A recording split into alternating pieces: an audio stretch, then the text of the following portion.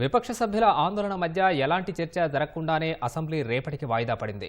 ఇటీవల మరణించిన మాజీ సభ్యులకు నివాళులర్పించాక సభ కొద్దిసేపు వాయిదా పడగా స్పీకర్ ఛాంబర్లో బీఏసీ సమావేశం జరిగింది.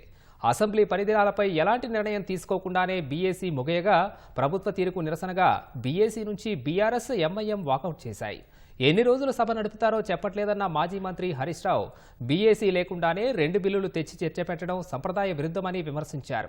సభ కనీసం 15 రోజులు నడపాలని కోరితే 3-4 రోజులు జరుపుతామని ప్రభుత్వం చెబుతోందని ఆరోపించారు. ఆ తర్వాత సభ సమావేశం కాగా బీఆర్ఎస్ సభ్యులు నిరసనకు దిగారు. సభ మర్యాదలను దెబ్బతీసేలా ప్లకార్డులు ప్రదర్శించవద్దని బీఆర్ఎస్ సభ్యుల్ని స్పీకర్ వారించారు.